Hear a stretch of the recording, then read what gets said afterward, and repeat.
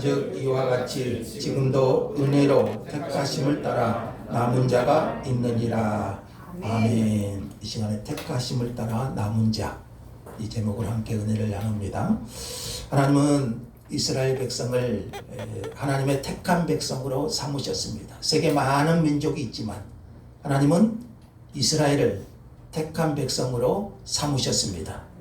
그들을 제사장 나라로 삼으시고 그들을 통하여 온 인류가 구원받기를 원하셨습니다. 이스라엘이 받은 특권은 놀랍습니다.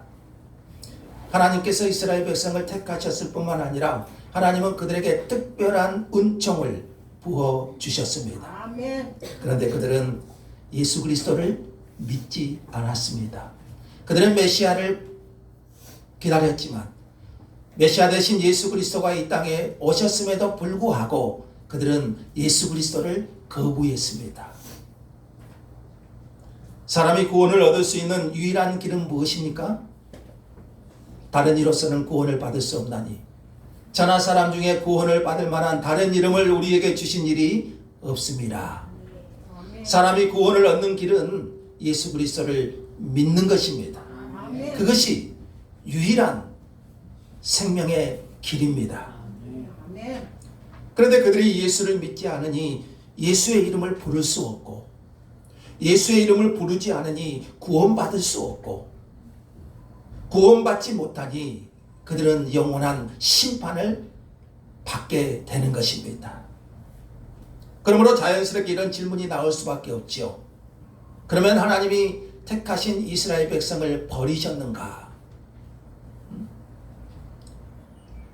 이에 대해서 사도 바울은 단호하게 말하죠. 그럴 수 없느니라. 하나님은 그들을 결코 버리지 않으셨다고 말합니다. 이스라엘이 메시아를 거부함으로써 하나님께서 택한 이스라엘 백성을 버리셨느냐? 그렇지 않다는 것이죠. 바울은 오늘 말씀에서 그 근거로 두 가지 예를 듭니다. 첫 번째 예는 11장 1절인데 바울 자신의 예를 듭니다. 하나님이 이스라엘 백성을 버리지 않으셨다는 근거로 두 가지를 말씀하는데 첫 번째는 뭡니까? 자기 자신을 예로 들어요. 1절 보십시다. 그러므로 내가 말하노니 하나님이 자기 백성을 버리셨느냐? 그럴 수 없느니라. 나도 이스라엘이니요 아브라함의 씨에서 난 자요 베냐민 지파라. 이런 바울이 누굽니까? 이스라엘 족속이죠. 아브라함의 씨에서 난 사람이죠. 그리고 이스라엘의 12지파 중에서 베냐민 지파에 속했죠. 베냐민 지파는요 자긍심이 강한 지파 중에 하나입니다. 이스라엘의 초대 왕 사울이 바로 베냐민 지파 출신이지요. 바울이 과거에 예수 그리스도를 믿지 않을 때는 불순종한 자로 있을 때는 교회를 핍박하고 예수 그리스도를 대적하고 그런 불순종의 삶을 살았지만 하나님께서는 이런 바울에게 하나님의 크신 능력으로 임하셔서 그를 다메섹 도상에서 만나주시고 부활하신 주님께서 바울을 만나주시고 바울을 구원하여 주셨어요. 바울의 과거 불순종한 삶을 생각하면 그는 멸망받아 마땅할 자이지만 하나님이 크신 사랑으로 바울을 변화시켜 주셨습니다. 바울을 예수 그리스도를 믿는 하나님의 사람으로 삼아 주셨습니다. 이제 바울은 변화되었어요. 예수 그리스도를 핍박한 바울이 예수 그리스도를 증거하는 일에 앞장서고 그 복음을 전하는 일에 자기 생명을 아끼지 않았던 것입니다. 이스라엘 가운데 전혀 예수를 믿지 않는 사람이 없는 것은 아니죠. 그 예로 먼저 바울 자신을 들었죠. 이스라엘이라고 해서 다 예수를 거부한 것은 아니죠. 바울은 이를 통해서 하나님이 자기 백성을 버리지 않으셨음을 먼저 말합니다. 바울이 예수를 믿었듯이 유대인이라고 해서 이스라엘 백성이라고 해서 다 예수를 믿지 않는 것은 아니지요. 그러므로 하나님이 이스라엘을 버리셨느냐? 그렇지 않다는 것이죠. 자, 그리고 두 번째 예로 엘리야의 예를 듭니다. 엘리야. 자, 엘리야는 구약시대죠. 열왕기상 19장에 보시면 엘리야의 이 고독한 순간이 나옵니다. 자, 그 시대 왕이 누구였습니까? 아합이라는 왕이었죠. 그리고 그의 아내는 이세벨. 이세벨은 특히 이방 여인인데 바알 우상 숭배자였어요. 바알 우상은 풍요의 신이에요. 풍요. 그래서 아합 왕이 이 아내인 이세벨의 영향을 받아가지고 바알이라는 우상을 섬기게 됩니다. 여호와의 단을 헐어버리고, 그러니까 이스라엘이 하나님을 섬기는 제단은 헐어버리고, 그리고 하나님의 선지자들을 죽입니다. 그리고 전국 각곳에 바알 제단을 세웁니다. 바알 숭배. 이때 하나님의 선지자가 엘리야였죠. 엘리야가 그 바알 선지자 450명과 유명한 갈멜산에서 영적인 전투를 하지요. 그리고 엘리야가 외칩니다. 바알이 하나님이면 바알을 섬기고, 여호와가 하나님이면 여호와를 섬길 것이다. 그리고 이 싸움에서 누가 이깁니까? 엘리야가 450대 1로 바알 선지자 450명과 엘리야 단독으로 갈멜산에서 영적 전투, 기도의 싸움을 싸워서 하나님의 살아계심을 드러내고, 아멘. 바알은 거짓신이죠. 아무리 불러도 응답이 없어요. 그러나 하나님은 살아계신 하나님이십니다. 아멘. 그 엘리야의 한 사람의 기도에 응답하시고 하나님의 살아계심을 드러내시고, 아멘. 엘리야는 450명의 바알 선지자들을 시냇가에 데려다가 죽입니다. 그런데 이세벨이 가만히 있지 않죠. 이세벨은 많은 선지자를 죽인 자였고요. 이제 엘리야까지 죽이고자 합니다. 이제 엘리야 혼자 도망을 가요. 그 갈멜산에서 450대 1로 싸워서 이긴 엘리야지만 이세벨이 엘리야의 생명까지 찾으니까 엘리야가 두려워서 도망을 가다가 로뎀나무라는 곳에 앉아서 하나님께 죽기를 청합니다. 하나님, 이게 뭡니까? 여러분, 이 엘리야의 심정을 이해가 됩니까? 지금 하나님의 선지자들은 이세벨로 인하여 다 죽임을 당하고 전국 밖곳이 하나님을 섬기는 제단들은 헐어버렸고, 대신에 바알 우상을 섬기는 우상의 제단들이 세워지고, 지금 자기밖에 남지 않은 것 같은 이 엘리야의 자기 생명까지 이세벨이 찾고 있으니 더 이상 살고 싶지 않다. 그래서 엘리야가 낙담하고 낙심하면서, 그 시대의 상황을 보면서 낙심하면서, 하나님 차라리 저를 데려가 주십시오. 죽기를 청해요. 그것이 오늘 본문 3절입니다. 11장 3절 한번 보십시오. 주여, 그들이 주의 선지자들을 죽였으며 주의 제단들을 헐어버렸고 나만 남았는데, 여기 나는 엘리야죠. 나만 남았는데 내 목숨도 찾나이다 그러죠. 엘리야는 갈멜산에서 하나님의 살아계심을 체험했음에도 불구하고 더 이상 살고 싶지 않으니 차라리 나를 데려가 달라고 하지요. 지금 이 시대를 보면 온통 우상 숭배, 오직 엘리야 자신 하나밖에 남지 않는 것 같은 상황에서 차라리 죽는 것이 낫다. 이때 하나님께서 말씀하시죠. 이런 낙심하고 절망한 엘리야를 향해서 하나님이 뭐라고 말씀하십니까? 4절 한번 읽어볼까요? 4절 시작. 그에게 하신 대답이 무엇이냐? 내가 나를 위하여 바알에게 무릎을 꿇지 아니한 사람 7,000명을 남겨두었다 하셨으니. 엘리야는 다 끝났다고 생각했어요. 엘리야는 더 이상 소망이 없다고 생각했어요. 지금 이 시대는 온통 우상 숭배로 물들어 있고 모든 선지자들은 죽임을 당했고 자기 혼자밖에 없다고 생각했어요. 그런데 하나님 뭐라고 하십니까? 바알에게 무릎 꿇지 아니한 사람 7,000명을 남겨두었다 하셨으니. 하나님은 지금 몇 명 남았다고요? 7,000명이 하나님이 남겨두셨다는 것이죠. 아멘. 이 음성에 얼마나 엘리야가 힘과 위로가 되었겠습니까? 엘리야는 지금 자기 혼자라고 생각했어요. 지금 믿는 사람은 자기 혼자라고 생각했어요. 그런데 하나님이 지금 이 시대, 이 엘리야 시대에 7,000명의 남은 자를 두셨다는 것이지. 아멘. 엘리야는 이 말씀을 붙들고 힘을 얻습니다. 그리고 다시 일어나 엘리사라는 후계자를 세우고 생을 마감하지요. 하나님은 자기를 위하여, 자 4절에 다시 보시면 내가 나를 위하여, 하나님의 역사는 실패하지 않습니다. 아멘. 하나님은 살아계신 하나님이시고요. 하나님은 그 역사를 이루시기 위해서 내가 나를 위하여, 하나님은 그 시대마다 남은 자를 두시는 거예요. 그 남은 자를 통해서 하나님의 복음 역사는 흘러가는 것이죠. 아멘. 아무리 양담한 시대라 할지라도 지금 바울이 고민한 것은 뭡니까? 동족 택하신 이스라엘 백성이 영접하지 않는 문제로 고민하는 문제잖아요. 지금 자기도 엘리야 같은 심정이에요. 이 백성이 다 하나님을 떠나고 하나님을 믿지 않고 예수 그리스도를 거부하니 이 동족이 어떻게 될까? 이때 바울은 이 엘리야 시대에 하셨던, 그 엘리야에게 하셨던 하나님의 음성을 듣는 것입니다. 아멘. 그러니 바울에게 얼마나 위로가 되겠어요. 하나님은 이스라엘을 버리지 않으셨다.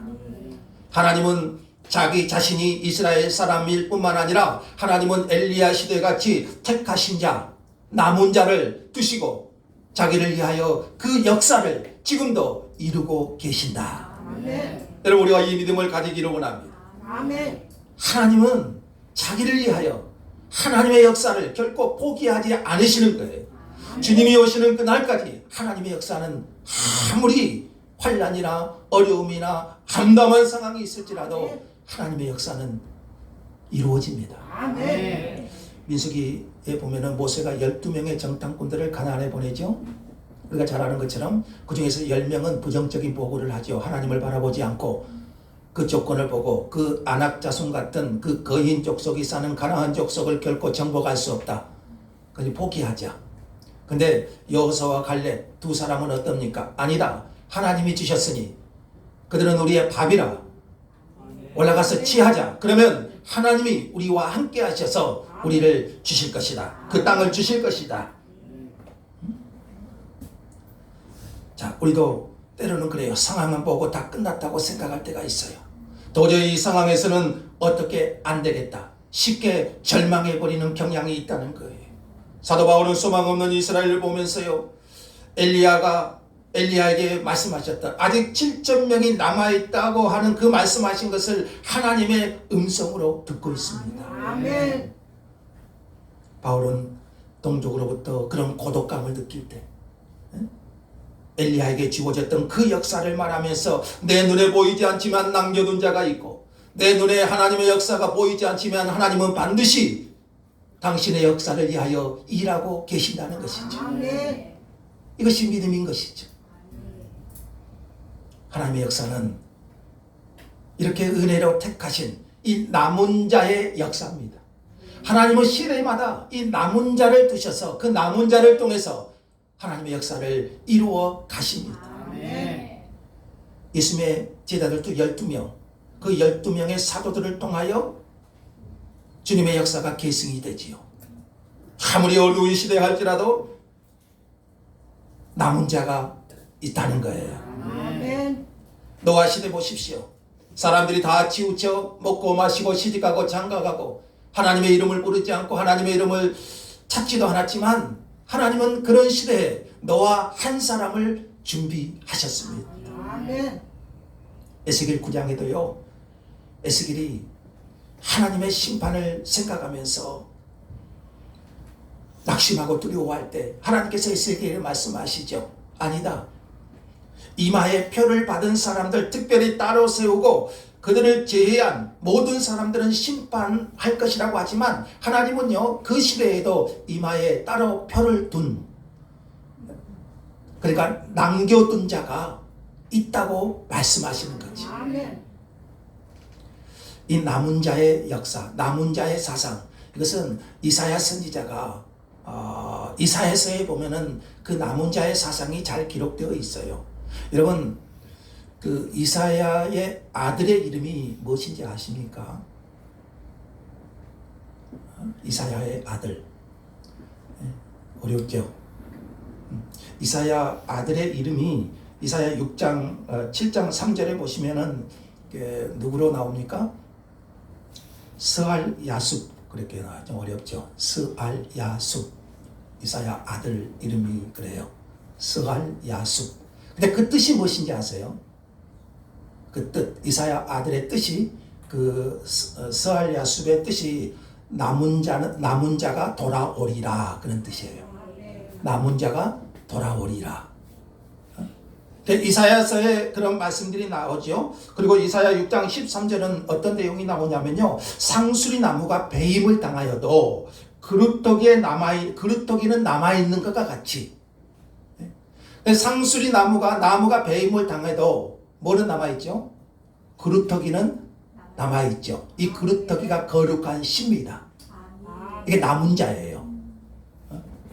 그러니까 이사야가 자기 아들의 이름을 스알야숲, 남은 자가 돌아오리라.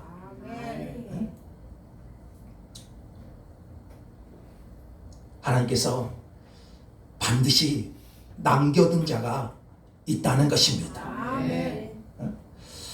그래서 바울은 이 남은 자에 대한 그 자신의 신앙을 이렇게 고백합니다. 5절 한번 다시 보십시오. 5절 한번 읽읍시다. 시작. 그런즉 이와 같이 지금도 은혜로 택하심을 따라 남은 자가 있느니라. 이것이 자기 백성을 버리지 않으신 증거이기도 하죠. 하나님은 지금도 이스라엘 가운데서 이스라엘이 다 예수 안 믿는 것은 아니잖아요. 하나님은 어떤 자가 있다고요? 남은 자가 있다는 것이죠. 남은 자는 어떤 자입니까? 어떤 어려움과 환난 속에서도 예수를 주로 고백하고 주님께 순종하는 사람들을 말하는 거죠. 환난과 핍박 속에서도 자신의 믿음을 지키고 주님을 사랑하고 주님께 자신을 드릴 수 있는 주님을 최고의 가치로 두고 사는 그 사람들을 말하는 것이죠. 주님은 시대마다 그런 남은 자들을 남겨두시고 그 남은 자를 구원의 씨로 삼으셔서 당신의 역사를 이루어 가시는 겁니다. 아무리 시대가 어려워도요, 하나님은 반드시 남은 자를 통해서 역사를 이루시는 거예요. 오늘 저와 여러분은 하나님의 남은 자들이죠. 남은 자가 된 것은 내가 원해서 된 것이 아닙니다. 내가 남은 자가 되어야 되겠다, 이렇게 내가 원해서 된 것이 아닙니다. 하나님의 은혜로. 5절 다시 보실까요? 하나님의 은혜로, 지금도 은혜로 택하심을 따라 남은 자. 그러니까 하나님께서 우리를 택하셨기 때문에 우리가 남은 자가 된 것입니다. 그러나 남은 자는 어떤 자죠? 택하심을 받은 자들이죠. 택하심을 받은 자는 남은 자들이죠. 하나님의 은혜로 택하심을 받은 우리는 남은 자들인 거예요. 하나님이 은혜로 남겨두시지 않으셨다면 한 사람도 남은 자가 될 수가 없습니다. 그러니까 내가 남은 자가 된 것은 내 의지로 된 것이 아니에요. 내가 남은 자가 되고 싶어서 된 것이 아니에요. 하나님이 나를 택하셨기 때문에 우리는 이 시대에 남은 자가 된 것입니다. 그래서 6절에서도 이렇게 말해요. 은혜로 된 것과 행위로 된 것을 구분하고 있죠. 만일 은혜로 된 것이면 행위로 말미암지 않으니 그렇지 않으면 은혜가 은혜되지 못하느니라. 여러분, 우리가 구원받은 것은 우리의 공로나 행위가 아니라 믿음으로, 그러니까 은혜로 된 것인 줄 믿습니다. 이 로마서의 사상이죠. 우리 성경의 사상이죠. 행위가 아니라 은혜지요. 하나님이 은혜를 주셨기에 우리가 그리스도를 고백한 것이고, 우리가 은혜로 그리스도를 고백했기 때문에 구원을 받는 것이죠. 그러니까 내가 남은 자가 된 것은 우리의 행위가 아니죠. 바울도 마찬가지고, 엘리야도 마찬가지고, 이사야도 마찬가지고, 오늘 저와 여러분도 마찬가지죠. 우리가 남은 자가 된 것은 은혜로, 우리의 행위가 아니라 택하심을 따라 된 것입니다. 바울은 이 하나님의 은혜로 택하심을 받아 수고한 것을 그래서 이렇게 고백해요. 그러나 내가 나 된 것은 하나님의 은혜로 된 것이니 내게 주신 그 은혜가 헛되지 아니하여 내가 모든 사도보다 더 많이 수고하였으니 이것이 내가 아니고 나와 함께 하신 하나님의 은혜라 그래요. 아멘. 나의 나 된 것은 하나님의 은혜. 그러니까 내가 구원받는 것, 내가 택하심을 받은 것, 내가 남은 자가 되어서 이방인의 사도가 된 것, 이게 뭐라는 거죠? 은혜라는 것이죠. 그리고 그 은혜가 헛되지 않아요. 내가 모든 사도보다 더 수고했지만 그 수고한 것이 하나님의 은혜라는 거죠. 아멘. 그러니까 행위의 근거는 뭡니까? 은혜인 거죠. 아멘. 행위가 있어서 은혜를 받는 것이 아니라요. 행위의 근거는 은혜에 기초한 것이죠. 아멘. 은혜의 열매로 선행을 이루면, 그러니까 우리가 어떤 행위, 헌신하고 수고하고 봉사하는 그 행위는요, 그 은혜의 열매인 거예요. 그 은혜의 열매로 선행을 이루면 하나님의 뜻도 더 많이 이루고 더 크게 이루게 되는 것이죠. 그러니까 먼저는 뭐죠? 은혜잖아요. 은혜. 아멘. 자, 오늘도 마찬가지입니다. 하나님은 남은 자를 통해 구속 역사를 이루어 가십니다. 아멘. 오늘 저와 여러분 하나님의 은혜로 택하심을 따라 남은 자가 되어서 그 남은 자를 통해서 오늘도 하나님의 역사는 흘러가고 있는 거예요. 주님이 오시는 그날까지, 주님의 재림을 하시는 그날까지 이 역사는 계속될 것입니다. 우리는 이것이 감사지요. 아멘. 택하심을 따라, 은혜로 택하심을 따라 남은 자가 된 것이 은혜인 줄 믿습니다. 아멘. 지금의 평양은 공산주의죠.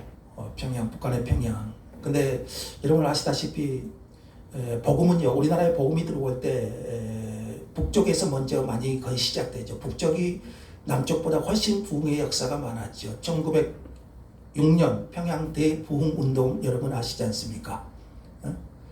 그때 일어났던 대부흥 역사, 뭐 지나가는 사람까지 회개했다는 그런 역사가 있지 않습니까? 그만큼 성령의 역사가 평양을 진동했지요. 그런데 1945년 공산주의 정권이 들어서면서 교회를 박멸하고 예수 믿는 사람들을 잡아 죽이고 기독교를 멸시했습니다. 많은 성도들이 또 목사님들이 죽임을 당했지. 지금은 공식적으로 기독교를 인정하지를 않죠. 그럼에도 불구하고 모퉁이돌 선교회, 북한 선교하죠.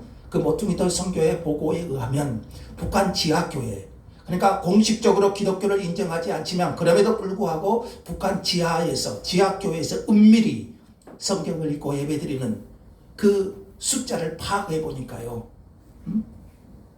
약 9만 명에서 14만 명으로 추정을 하고 있어요. 지하교회 성도들이 9만 명에서 14만 명. 저는 이들이 북한에 남겨둔, 하나님께서 남겨둔 씨라고 봐요. 아멘. 앞으로 통일이 이루어지면 이들을 통하여 북한의 큰 변화의 성교의 역사가 이루어질 거룩한 그루터기죠. 남은 자들이죠. 하나님은 아무리 기독교를 핍박하고 멸시해도요, 반드시 하나님은 자기 이름을 위하여 남겨두십니다. 아멘.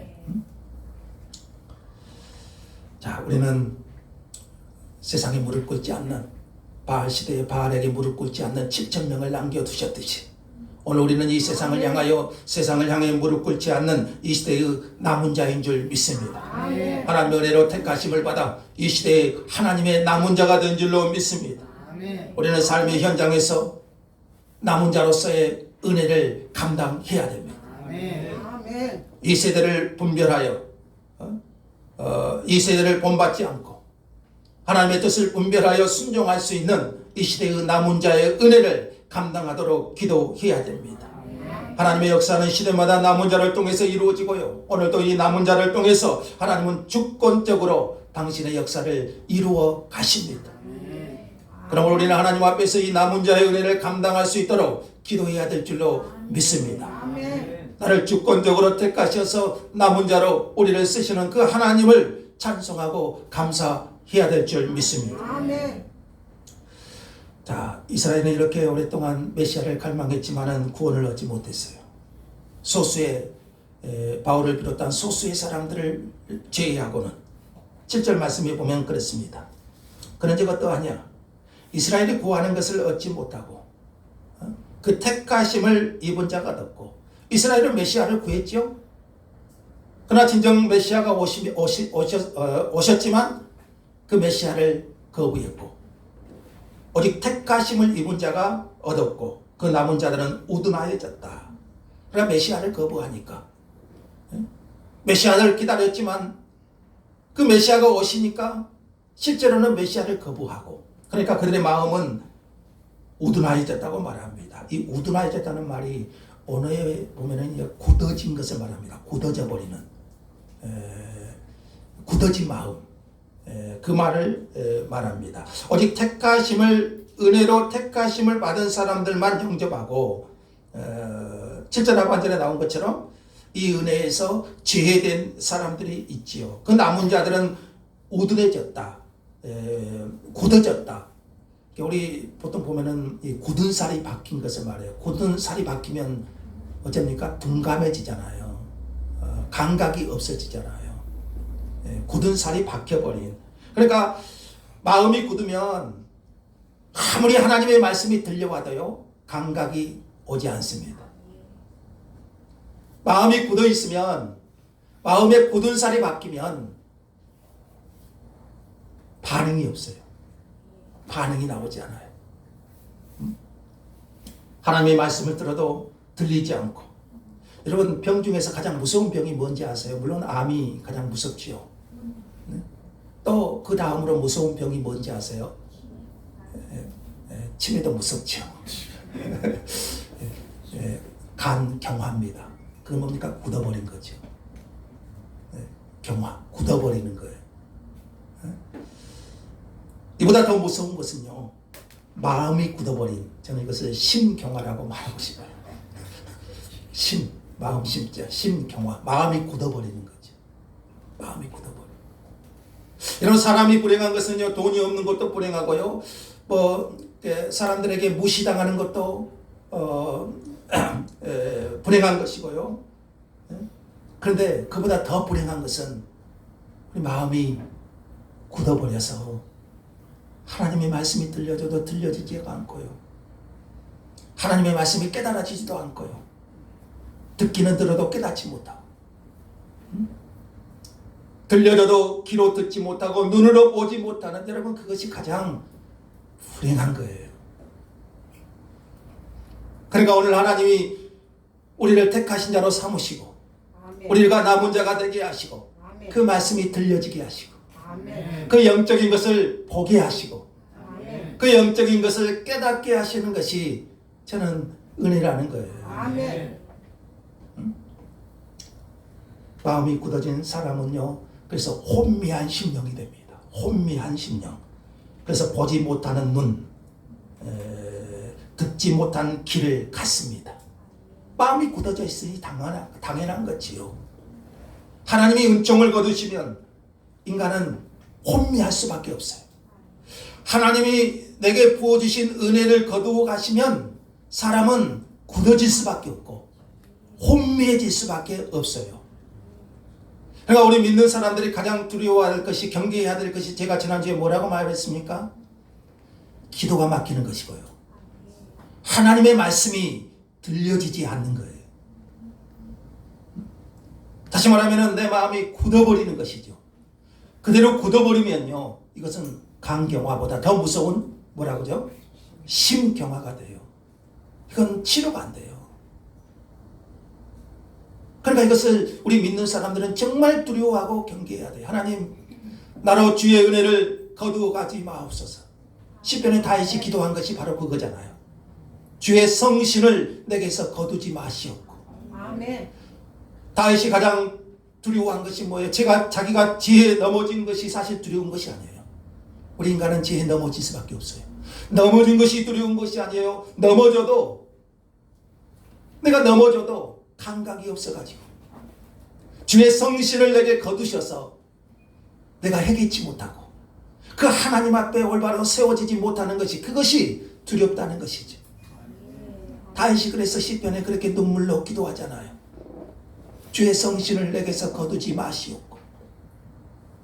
하나님의 영이 떠나면 그 마음은 혼매질 수밖에 없고, 혼매진 그 마음은 굳어진 상태가 될 수밖에 없고, 굳어진 그 상태는 말씀이 들려도 들려지지 않고 눈으로 보아도 보지 못하는 그런 가장 불행한 상태가 되는 것이지.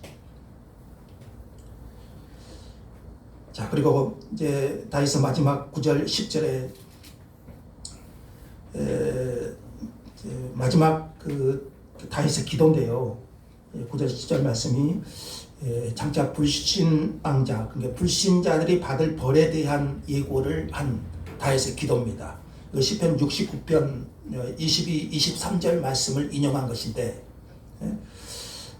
내용은 뭐냐면요, 이 다윗이 불신자들에 대한 저주를 한 것입니다.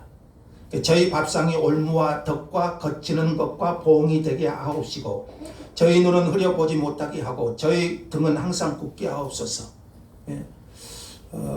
이게 뭐냐면, 그러니까 그들은 하나님을 거부하고 세상 밥상을 찾고 즐기고 하나님을 거부하지만, 그러나 결국 그들의 마음은 혼매지고 그들의 눈은 흐려보지 못하고 결국 뭘 받죠?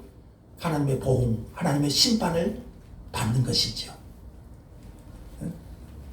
결국 믿지 않는 불신자들은 어떻습니까? 그 마음이 굳어질 수밖에 없고, 굳어진 그 마음은 혼매질 수밖에 없고, 혼매진 그 마음은 보지 못하고 듣지 못하고, 그리고 그들은 자기 뜻대로 살고자 했지만, 자기 마음대로 밥상을 차리고 즐기고 놀았지만, 그 결국은 뭐라는 거죠? 하나님의 보응, 심판이라는 거죠. 그러니까 사람이 물질적으로 가난하고 사회적으로 인정받지 못한 것도 불행한 것이지만, 이보다 더 큰 저주는 뭐라고요? 심령이 혼미해져서, 마음이 굳어져 가지고 심령이 혼미해져서 눈이 있어도 영적인 것을 보지 못하고, 귀가 있어도 영적인 것을 듣지 못하고, 하나님의 말씀을 듣지 못하는 것, 이것이 가장 불행한 거죠. 이런 사람은 하나님의 말씀을 들어도 회개할 수가 없고, 하나님의 심판의 메시지를 들어도 전혀 두렵지가 않습니다. 이것이 얼마나 큰 저주인가요? 이것이 얼마나 큰 불행인가요? 그러니까 오늘 우리는 남은 자가 되어서, 하나님의 은혜로 택하신 자가 되어서, 우리의 마음이 굳어지지 아니하고 하나님의 말씀이 들려지고 그 영적인 것을 보게 하시고 하나님의 은혜 안에 살게 하신 것이, 그게 얼마나 큰 은혜인지요. 감각이 예민한 사람은 바로 그거예요. 굳어진 사람은 반응하지 않지만, 감각이 예민한 사람은 항상 이 하나님의 은혜를 알고 은혜에 반응하는 사람이에요. 이것을 보아도 하나님의 은혜고요, 저것을 보아도 하나님의 은혜고요, 꽃을 보아도 하나님이 입히시고, 공중에 날아가는 새를 보아도 하나님께서 키우시고, 하나님께서 먹이심을 깨닫게 되고요, 하나님의 음성을 들으면서 범사에 감사하게 되는 겁니다. 그러므로 우리도 은혜로 택하심을 따라 사는 사람으로 은혜로 행하고, 은혜로 느끼고, 은혜로 말하고, 은혜로 행하고, 은혜로 간증하는 삶이 되기를 원합니다.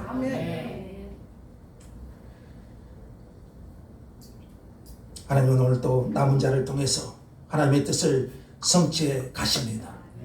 아무리 상황이 암담해도, 아무리 상황이 어두워도 우리는 쉽게 절망해서는 안 됩니다.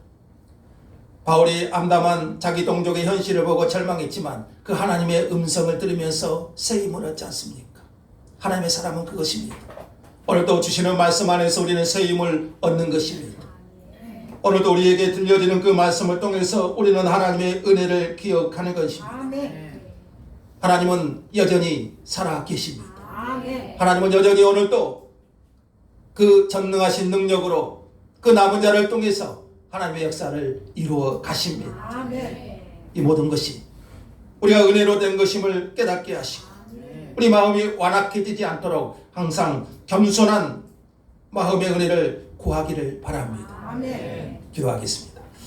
하나님, 오늘 우리로 은혜로 택하심을 얻은 남은 자가 된 것을 감사합니다. 이 주님의 은혜가 우리에게 흐르기를 원합니다. 그 은혜를 감당하기를 원합니다. 그 은혜가 우리 안에 머물기를 원합니다. 그 은혜로 일하게 하시고 그 은혜로 주님을 찬양하게 하시고 우리의 마음의 굳은 살을 제거하여 주시고 부드러운 마음을 주셔서 예수 그리스도 안에서 그 은혜를 감당할 수 있는 귀한 심령들 되게 하여 주시옵소서. 예수님의 이름으로 기도합니다. 아멘. 찬송가 298장입니다. 298장 찬송가